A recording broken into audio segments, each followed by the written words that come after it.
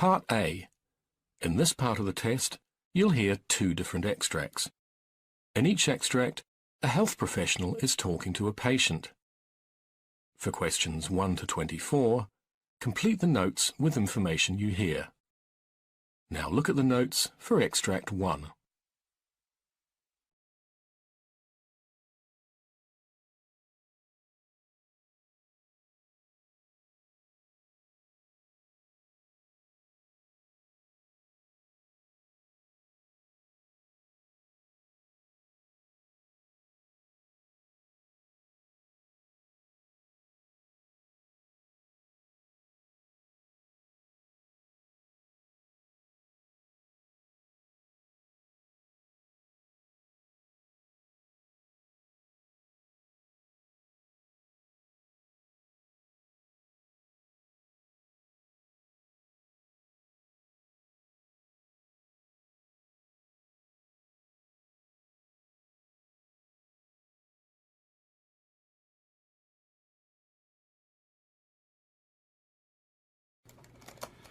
Hello, Rebecca. How are you today? Dr. Miller, I'm still having problems holding my urine until I get to the bathroom. I'm leaking before I can make it to the toilet, so I've been wearing these bulky pads. I have to wear them. My desk is at the other end of the office, far from the bathroom. I see. Well, the last visit you said that you are not leaking urine when you cough, sneeze, exercise, or lift something. Has that changed? No, I don't leak at those times. I'm just feeling this urgency to go and rushing off to the bathroom 10 or 12 times a day. It's a nuisance because I'm so busy at work these days. Well, we've ruled out bladder infection and other bladder problems. It seems that you have a type of urinary incontinence called urge incontinence. It affects women across all age groups. Likely the muscles that you use to hold your urine are weak. Well, the good news is that there are treatments that work to help you to become continent. Continent? Continent, being able to hold your urine until you go to the bathroom. And even if you aren't continent 100% of the time, treatment can mean fewer times when you leak urine by accident. That would be nice. How is this treated? Well, there are quite a few non-surgical treatments for urge incontinence. Some lifestyle or non-drug treatments include bladder training or a medical device called percutaneous tibial nerve stimulation. Then there are medications. There are a lot of choices. Could you go over the options? Sure. With the bladder training, you hold your urine for longer and longer amounts of time. I see. With nerve stimulation, a thin needle is inserted near your ankle. Pulses of electricity stimulate the nerves in your leg that connect to the nerves that control your bladder muscles. And prescription medications can reduce your incontinence or eradicate it completely. It's a lot of choices. I'm just not sure. What do you think I should do, doctor? Rebecca, people with urge incontinence get results from all the treatments I just mentioned. But since you're busy at work and the bathroom is so far from your desk, for now, I'm going to prescribe a medication to help you with this problem. A prescription? Well, I guess I could give that a try. Now, I want to see you back here in about a month. Call me sooner if you're experiencing side effects from the medicines or finding that you want to do something else. I think we can get this thing worked out for you.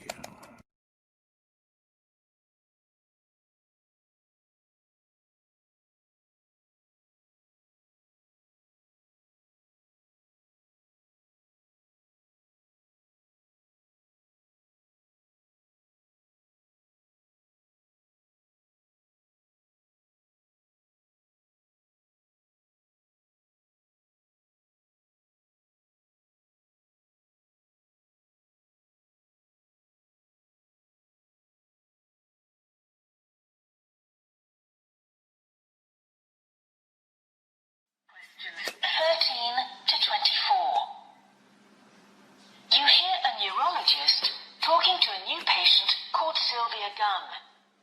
For questions 13 to 24, complete the notes with a word or short phrase. You now have 30 seconds to look at the notes.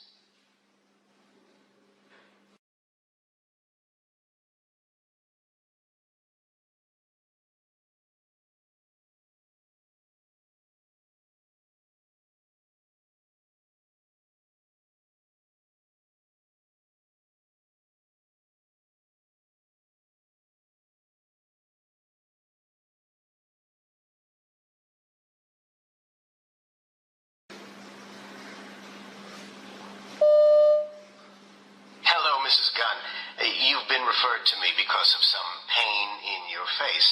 Now, I've got some notes from your GP, but perhaps you can tell me in your own words about the pain, when it started, and what's happened since?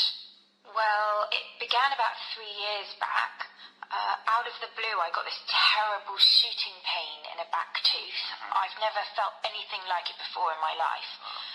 See, it was a tooth I'd had a nasty abscess on a few years before, and I assumed that it had got infected again. Anyway, I went off to the dentist as soon as I could get an appointment. So he did some x-rays, but he couldn't find anything wrong, which was very strange. Was the pain continuous, and did anything in particular trigger it? It came and went, and it lasted just a minute or so each time, but it really got bad when I brushed my teeth. I always use an electric toothbrush. They're so much better than the usual sort, but I didn't like that one little bit. I even tried to persuade the dentist to whip the tooth out there and then, because I was so sure that that was the problem. But he told me he was pretty sure there was nothing wrong with my teeth at all, and I ought to see my GP. And your GP has diagnosed trigeminal neuralgia? Well, first of all, the GP told me to try painkillers. That was to exclude things like a migraine, I think, but the pills, they didn't have any effect at all. So then he sent me off for a CT scan, because he said it might be a very bad case of sinusitis. I'd had that before when I was a teenager. Or he said even nerve damage. But that was all negative too. So then after all that, the GP eventually put me on an anti-epilepsy drug, which seemed to help. I see. So how is it now? Well, the pain sometimes goes away for weeks at a time, but then it can come back a dozen times a day. Fortunately, I get a tingling feeling in my jaw when it's going to start, which I can recognize as a sign. So at least I get a bit of warning before the pain comes on properly. And I can try to find somewhere quiet to sit down. But the pain has now begun to spread? Yes. It started to happen in my eye, too, on the same side as the tooth. I was doing okay until the firm where I work moved to a new office. It's a lovely new building, and everything was fine at first until about 3 months ago, when the weather started to improve and they turned up the air conditioning, because lots of people were complaining about being too hot. That's when I started getting pains in the eye, and I'm pretty sure it's connected. But the system's the same all over the building, and it's not as if I'm sitting in a draft, so there's not much I can do about it. I've tried wearing glasses all the time, and that seemed to help a bit, at least at the beginning. And these pains in the eye, tell me how long they last and how often you get them. It's getting worse and worse. Over the last fortnight, it's been every day, and sometimes every hour, and it's really excruciating.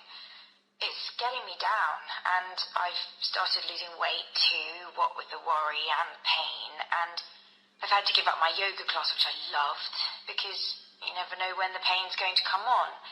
And, well, that's making me feel very isolated. I really hope you can do something more for me, Doctor.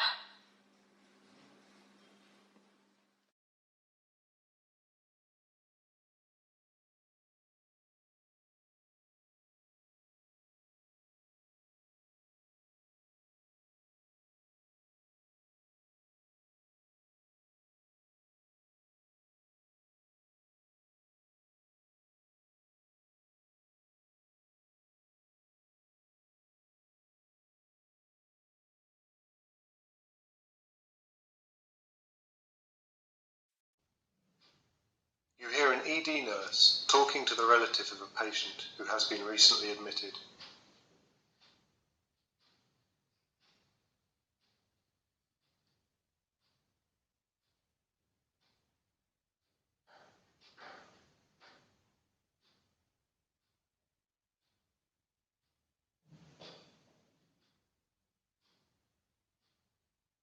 Did you want to talk to me, Miss Tanaka? Oh, yes, you see, I just wanted to let you know that my father, well, as you know, he's recently been diagnosed with dementia. Most of the time it's not an issue and his spats never last long. It's just that I wanted to prepare you Sometimes he's really not himself.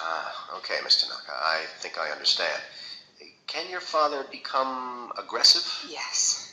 I mean, I think it's just that he gets frustrated sometimes. He can't remember things, and I think it's scary for him. He was never ever like this before his dementia, and those periods, well, they really don't reflect his true character. Of course.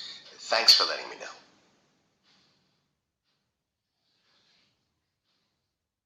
You hear an obstetrician describe a caesarean section to a pregnant patient.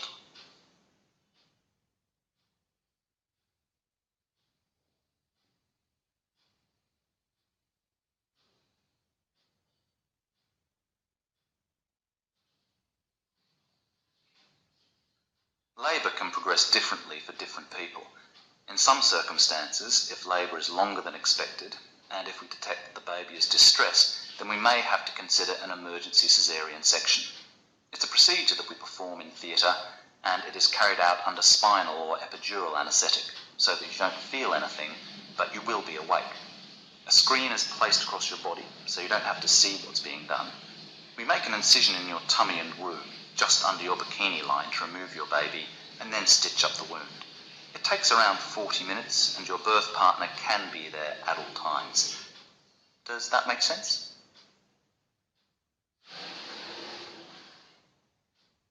You hear a GP and his practice nurse discussing their yearly schedule.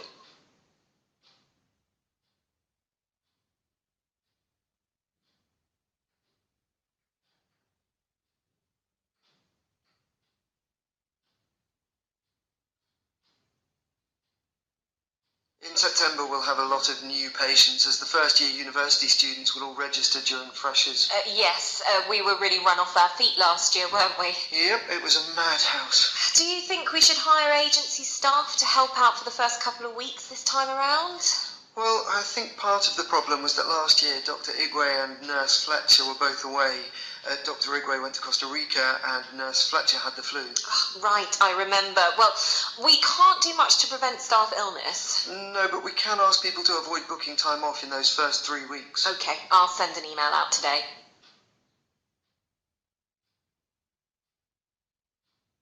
You hear a nurse prepare a patient for a flu shot.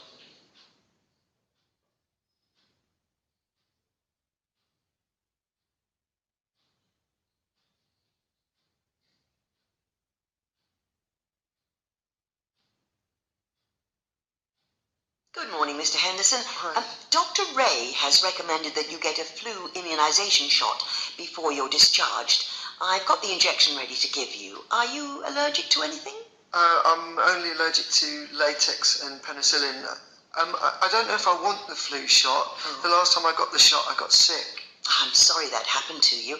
What kind of symptoms did you have after that last flu shot? I got a runny nose and a headache, and my arm felt like someone punched me. Sometimes the flu shot can cause reactions like a sore injection site and headache. Other common symptoms include being tired, muscle and joint aches, shivering and fever. All of these symptoms can be seen with the flu, but the shot can't give you the flu.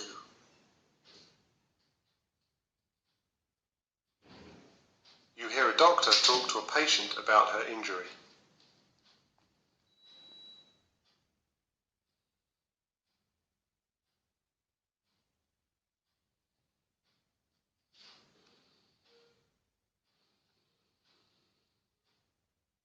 Good morning, Mrs. Bowder. I'll be your doctor taking care of your cut there. But what exactly happened? Oh, it's embarrassing, really. You see, I was just trying to chop some tomatoes for dinner, and the knife accidentally slipped. Oh, I'm so clumsy. I hope it doesn't hurt too much to stitch back up. Well, we're going to numb the area now with a shot of lidocaine.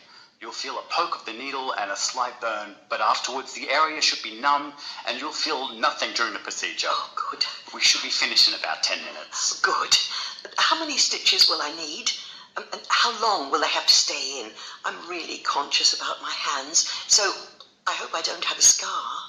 I will only know for sure once I finish suturing, but by my estimation, you might require at least 4 to 5 sutures. Oh. They'll have to stay in for 5 to 10 days, and you'll need to come back in to get them removed. Right.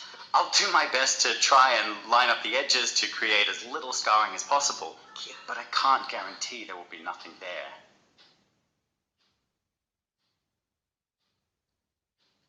You hear a trainee nurse asking a senior colleague about the treatment for a patient with chronic obstructive pulmonary disease, or COPD.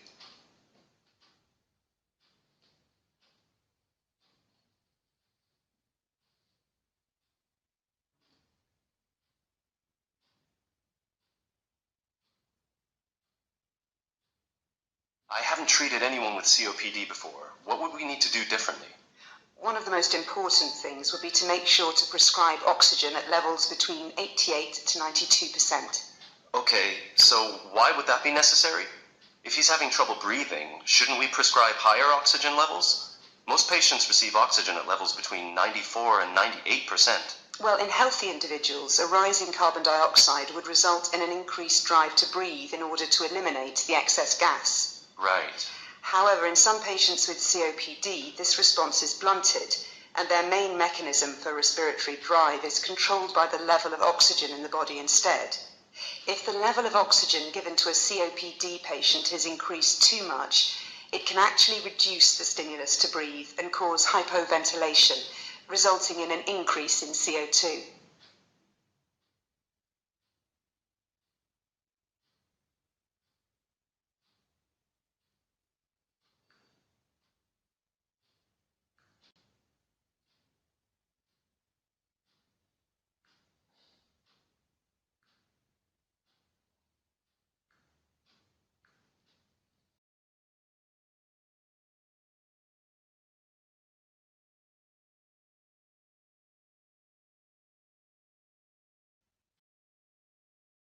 Part C. In this part of the test, you'll hear two different extracts. In each extract, you'll hear health professionals talking about aspects of their work. For questions 31 to 42, choose the answer A, B, or C, which fits best according to what you hear. Complete your answers as you listen.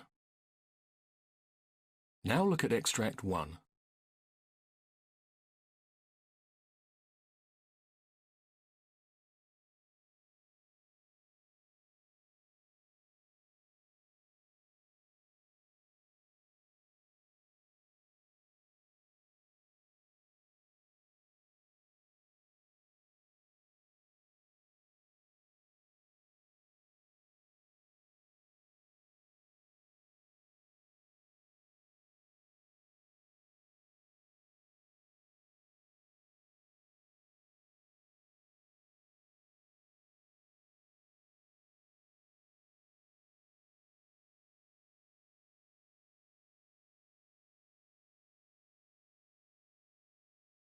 Extract 1.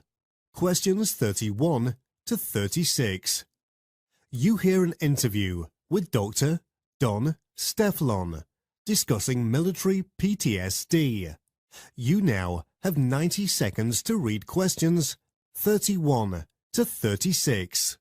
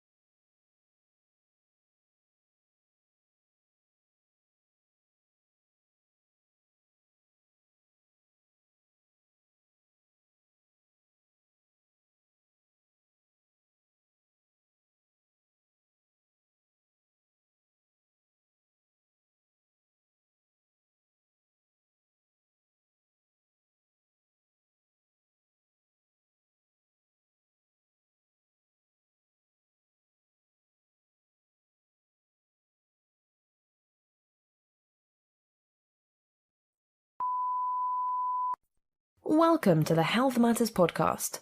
Joining me today is Dr. Don Steflin, and together we'll be looking at PTSD. It's a pleasure to have you over, Dr. Steflin. Thank you for having me, Ricky. So the topic today is post-trauma stress disorder, or PTSD. This is defined as a series of mental activities that occurs in a person after one experiences traumatic and stressful situation in their lives. Right. Is it a major problem here in the UK? All over the world, really. The majority of military personnel experience a lot of things during their training as well as in the battlefields whilst they work hard to defend their countries. As such, most military veterans are susceptible to PTSD. The condition is so extensive, and to give you an example about here in the United Kingdom, almost 1 in every 3 British soldiers suffers from the illness. The existence of PTSD dates back some time. It was first discovered in ex-serving military soldiers who had either combat roles or non-combat roles. The post-trauma reactions are accompanied by increased levels of anxiety as well as fear when a memory of what happened is triggered. Generally, post-traumatic stress disorder is linked to causes like involvement in a traumatic accident, rape as the victim, being held as a hostage during a terrorist attack, working as a combat soldier, witnessing brutal murder and death, or the unexpected death of a close family member or friend, among others. People react differently towards traumatic situations they find themselves in, which makes it difficult to diagnose the condition. After all, we don't want to re-traumatize sufferers. In sum, people who have served in the military have experienced a lot of situations ranging from seeing people dying and or killing others. Why is PTSD so difficult to diagnose and treat? In a nutshell, the sheer impact on mental health. If we break things down, the condition really renders patients psychologically disturbed. According to a meta-analysis that was completed on association with PTSD in combat soldiers and veterans, the disease was found to be present in almost all the soldiers who participated in the study. Other risk factors include a familial history of PTSD or any mental illness, or any comorbid disease associated with a loss of a body part while in the field. In terms of classification, PTSD can be divided into delayed onset post-trauma stress disorder and complex and birth trauma. In the former, signs and symptoms often appear 6 months post-injury. On the other hand, complex birth trauma affects women's traumatic experiences during delivery. Delayed onset and complex post-trauma stress disorder are the most common forms of PTSD in combat soldiers and veterans. Why on earth do they keep putting themselves in the firing line, so to speak? Usually, ex-military persons have served for extended periods since loyalty to their country is often mandatory. In the name of perseverance, they are subjected to lots of trauma which later affect them psychologically. Veterans with PTSD often present with several signs and symptoms such as disturbed sleep patterns, anger, aggressiveness, social isolation, numbing, refreshing movements, sweating, and pain when they remember what they had gone through. Some veterans present with constant memories of the traumatic events and, as a result, end up blaming themselves for what they feel they ought to have done differently. It's such an unfortunate situation. I think I speak for all of us when I ask, how do we treat it? Post-trauma stress disorder treatment involves a lot of psychological support as well as medications. Before treatment options are decided upon, a mental status assessment is completed. The symptoms an individual is having are then assessed, and based on their severity, a specialist referral is sought. Okay, so say the individual is not experiencing severe symptoms. What happens then? Well, in cases where the veterans are not experiencing severe signs and symptoms, they are often left untreated with hopes that they will get better in time. For severe cases, the person is given several psychotherapy treatments that include CBT or other behavioral therapies. Medication is used in treatment, but is considered to be a last resort if talking therapies prove to be ineffective. Examples of psychotherapy treatment include group psychotherapy, cognitive behavioral therapy, and eye movement desensitization and reprocessing, among others. Group therapy helps veterans to discuss their traumas, and through opening up, they are able to share tips and coping mechanisms with one another. Cognitive behavioral therapies help the clients to train their behavior as well as develop new coping strategies. So if these don't work, then what happens? Do we switch to medication, for example? In terms of medication, medical management involves the administration of antidepressants and anti-anxiolytics, among others. In severe cases, psychotherapy, cognitive behavioral therapy, group therapy, and medication can be used concurrently to help manage such patients. Most of the cases of military post-trauma stress disorder are often very difficult to treat.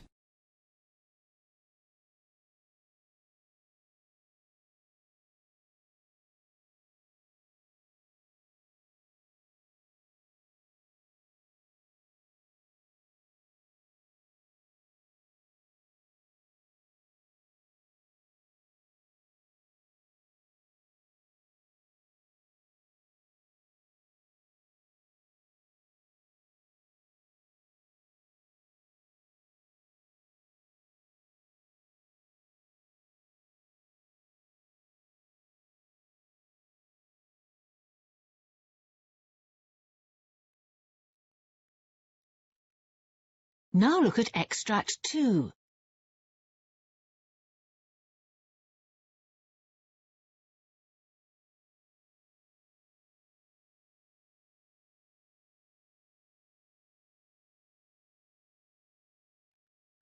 Extract 2, questions 37 to 42.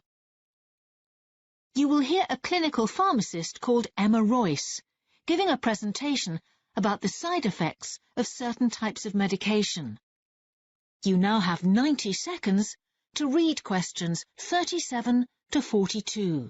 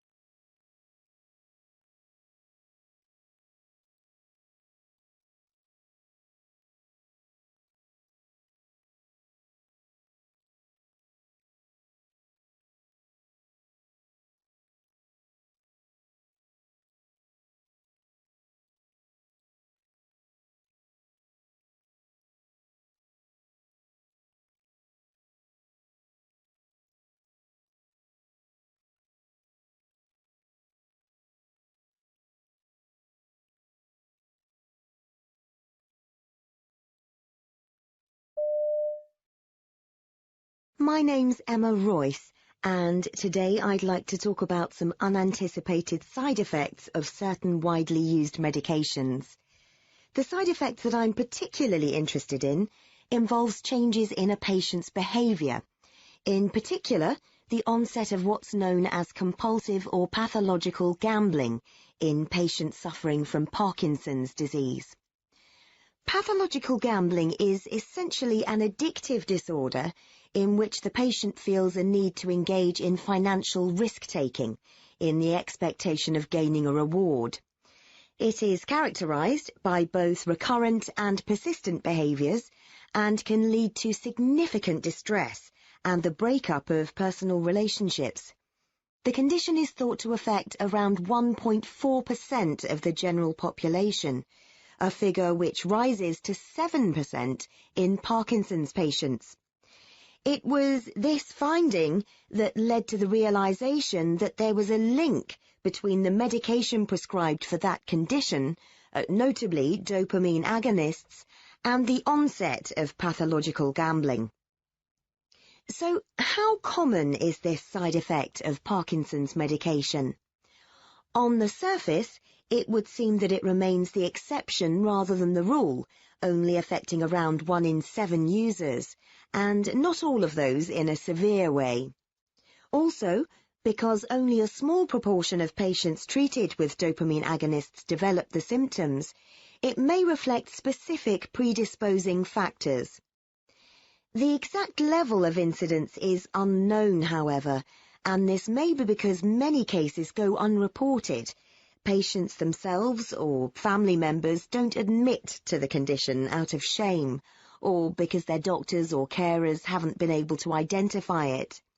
And this could explain why it doesn't show up more frequently in pharmacovigilance reporting systems. Let me give you an example of a typical case. A 74-year-old male, let's call him Harry, who was diagnosed with Parkinson's disease and prescribed the dopamine agonist pramipexole.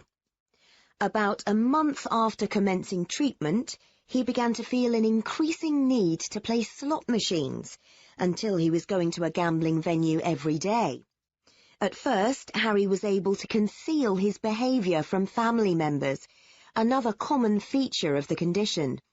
His wife did notice other symptoms, Harry was having difficulty sleeping and wasn't finishing his meals, but she put these down to his Parkinson's.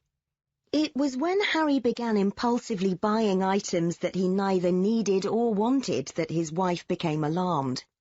It was at this point that the hole in his bank balance caused by the gambling came to light, and the couple was able to seek help. In other cases, heightened sexual activity has been identified as an indicator. There are several underlying risk factors for developing pathological gambling: male gender, a previous or family history of gambling, personality traits such as high impulsivity and high novelty seeking. The risk increases when such people take dopamine agonists as treatment for Parkinson's disease. Originally, research suggested that the higher the dose, and the longer the duration of the prescription, the greater the likelihood of compulsive symptoms occurring. More recently, however, research into the use of the medication for another condition, restless legs syndrome, or RLS, has shown that symptoms can develop even at low doses.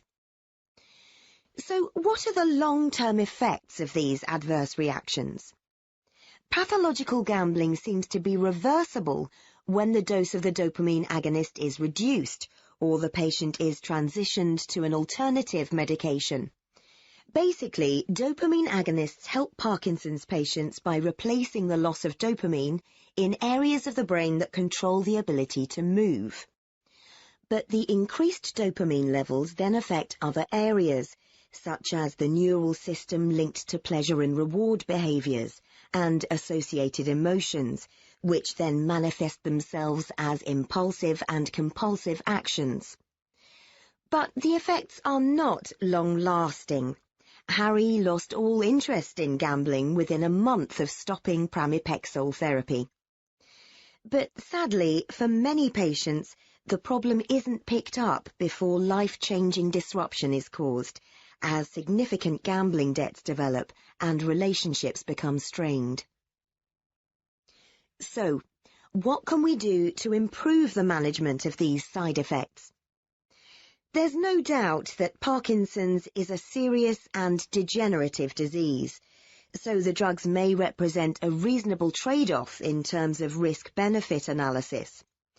It's hoped that by educating patients and carers about potential side effects, it'll make them more willing to report changes of behaviour.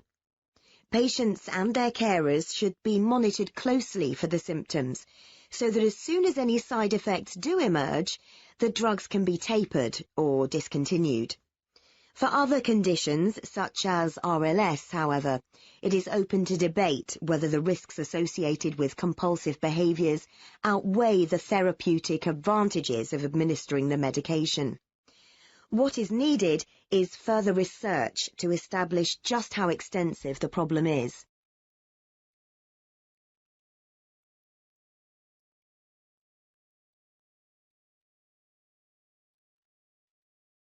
That is the end of Part C.